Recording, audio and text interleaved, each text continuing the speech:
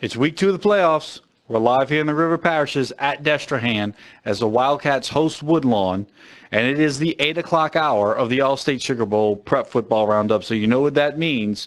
It's time for our Allstate Sugar Bowl interview of the week. Now, you might remember last week, the Associate Commissioner of Communications for the Southeastern Conference, Herb Vincent, joined us, chatted with us for a little bit. We appreciate him coming on the program. So this week we thought, hey, why not get the same guy that does that stuff for the Big 12, the Associate Commissioner of Communications for the Big 12, Bob Burda, joins us tonight. Bob, thanks so much for taking some time out of your busy schedule to join us on the program tonight. Really glad to have you. Oh, my pleasure to join you, Brad. All right, so Bob, the Big 12 and the Sugar Bowl, they've been partners since 2014. For those of our listeners that don't know, Big 12 sends its best non-playoff team to the Sugar Bowl to face off against the SEC's best non-playoff team. And being an SEC country down here in South Louisiana, our listeners and our fans have a great appreciation for that chance to play in the Sugar Bowl. So tell us how the Big 12 teams and how the Big 12 fans view that opportunity. Well, it's very important to the conference and to our fan base. Yeah, it's a destination. As you know, living in that area, there are a few attractions that outshine an opportunity to go to New Orleans, and just the opportunity to go down there. With the nature of the college football playoff, it's not always an annual visit for our teams to go down and play in the Sugar Bowl, but given the current arrangement, it provides us a regular presence in the area, and it fits geographically for us. It's in close proximity to the majority of our footprint, so it is drivable for those that want to do so. It's easy to get to via air, and of course, it's an entertainment area that is second to none. Well, the Big 12's played in 23 Sugar Bowls, a pretty impressive 14-9 record. You've also racked up 69 total NCAA championships. You've got 700 individual championships to the student athletes of the Big 12. What is it, Bob, that allows the Big 12 to have that type of success all around? Well, I think it's the footprint. If you look at where we are, in the central part of the United States, we're pretty much right up the spine of the country.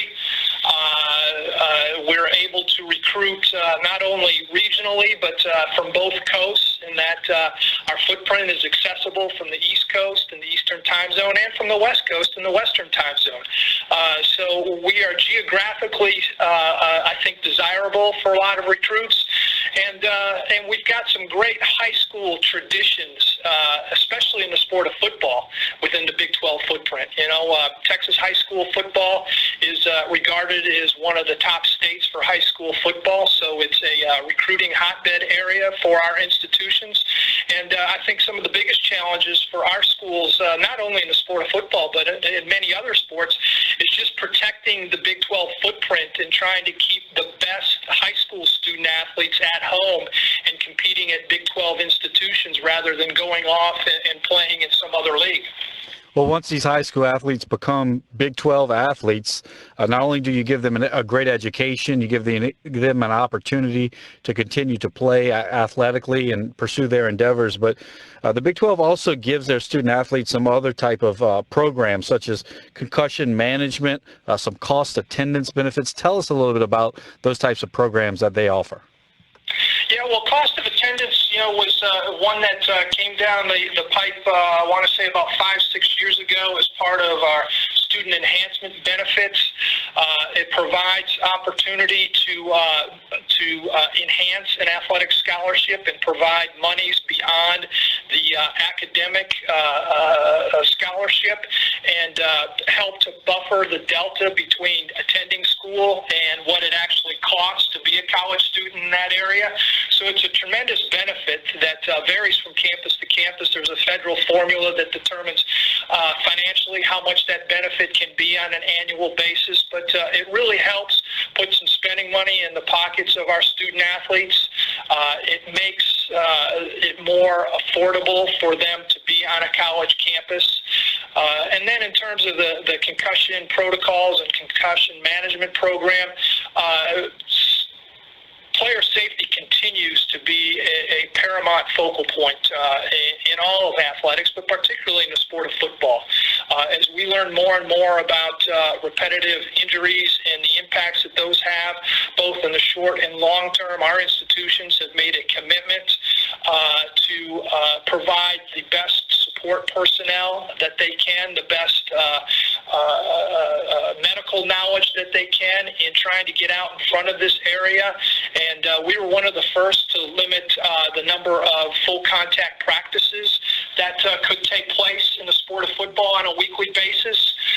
We were very proud of the national leadership position our institutions took in that regard, and really approached it holistically. And so what can we do to provide our student athletes the best opportunity for success, both physically, mentally, and athletically, and use some medical science and collaboration in making the determination.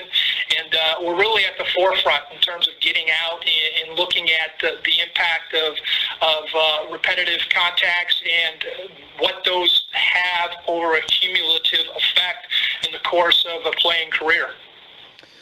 Well, that's a lot of opportunities and really good programs that the Big 12 is providing for their student athletes, for on several fronts, not just the education and the athletic front.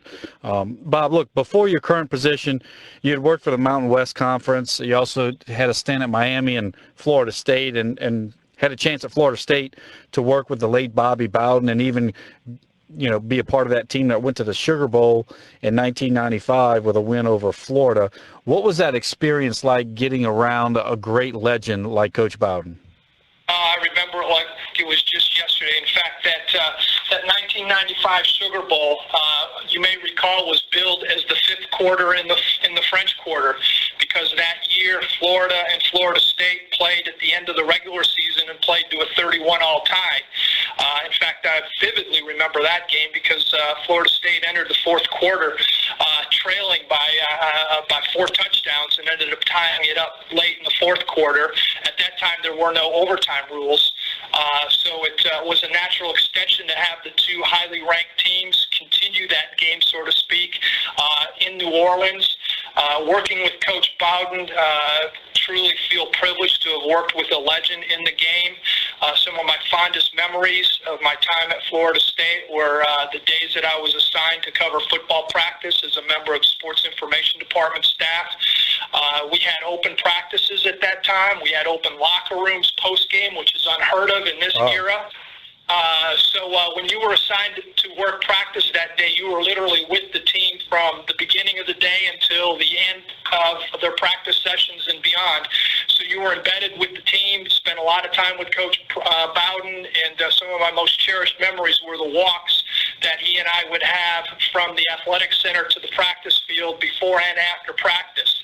And he would treat you like you were his best friend, and that you guys were sitting in his living room in front of his fireplace and just reconnecting and telling stories. It was a great time, and the success that the Florida State football program enjoyed at that program was also unprecedented. And it's amazing how quickly it goes by, but I remember our boss, Wayne Hogan, saying, "Fellas, we've got to enjoy this ride, because what we're doing doesn't happen year in and year out, and yet here we are consistently finishing in the AP top 5 and playing in some of the best bowl games in the country." And that's a great experience, not only to be part of a winning program, but a winning program with a guy like that, Coach Bowden, at the helm. I'm sure those are experiences you'll treasure. Speaking of experiences, you're going to get a chance to come down for the Sugar Bowl this year? I am looking forward to it. Last year with the Sugar Bowl hosting a semifinal game, we were dark. So that happens periodically with the relationship. So we're looking forward to having a team playing in New Orleans this year, and hopefully having a team playing in the college football playoff as well. Well, Bob, know you're busy, man. Thanks so much for spending some time with us tonight. We really appreciate it. Good luck to the Big 12 and the rest of the season. I'm sure we'll see you down here on New Year's Day. Thanks, Brad. Looking forward to it. There you go, Bob Burda, the Associate Commissioner of Communications for the Big 12 Conference. Hey, don't touch the dial. We're going to come back. We're going to get you some more updates. We're going to get you some final scores. We're going to get you some winning coaches. And then later on in the program, Coach Lou's going to reset the brackets for you. We're with you all the way to 10:30 here on the Allstate Sugar Bowl Prep Football Roundup on WWL.